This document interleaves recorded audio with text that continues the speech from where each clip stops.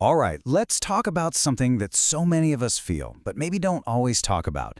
We're diving into what's known as the financial treadmill, and more importantly, how to finally step off it for good. Seriously, does this picture feel a little familiar?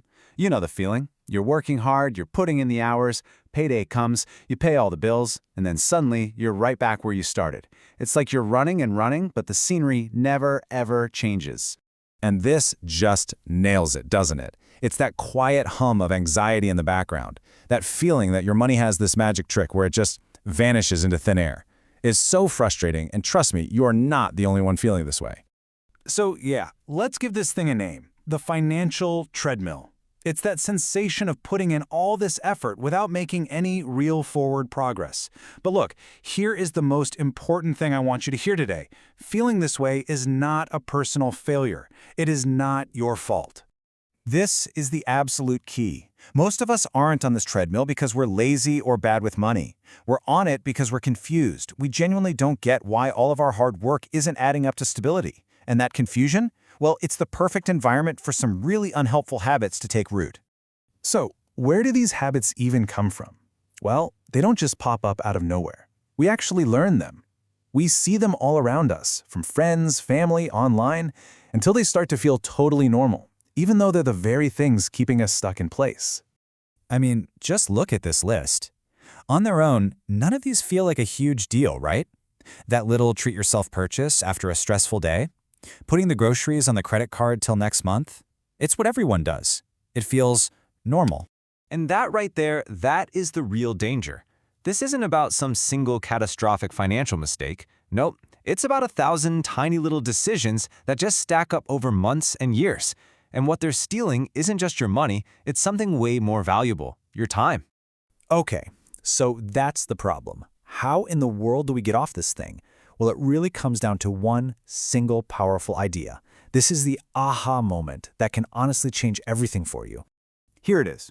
Think of money as just a tool, kind of like a hammer. It's totally neutral. But if you don't give it a job, if you don't give it direction, it's just gonna drift away.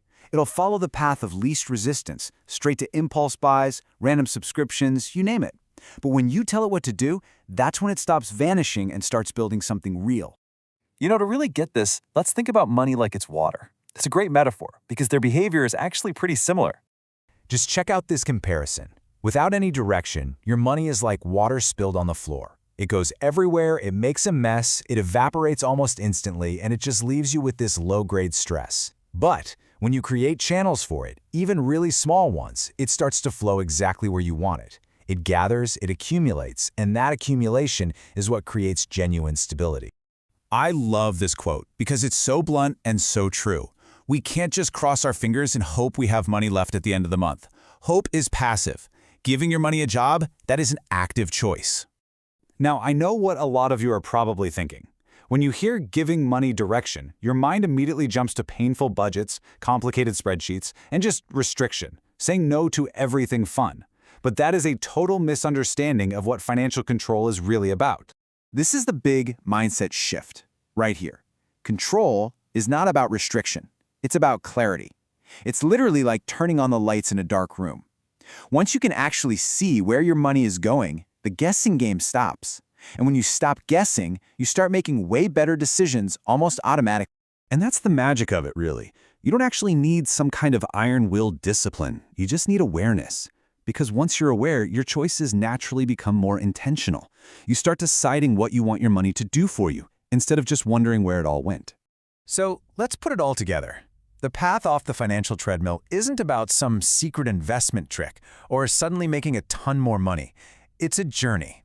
It's a journey from that feeling of confusion and uncertainty to a feeling of control, and it's all powered by clarity. Just let that one sink in for a second.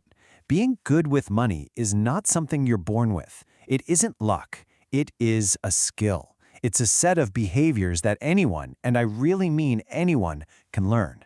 And really, that's the whole game in a single sentence. You take those automatic, unconscious habits that are keeping you on that treadmill, and you start replacing them, one by one, with conscious choices. Choices that actually build the future you want. So I'll leave you with this question.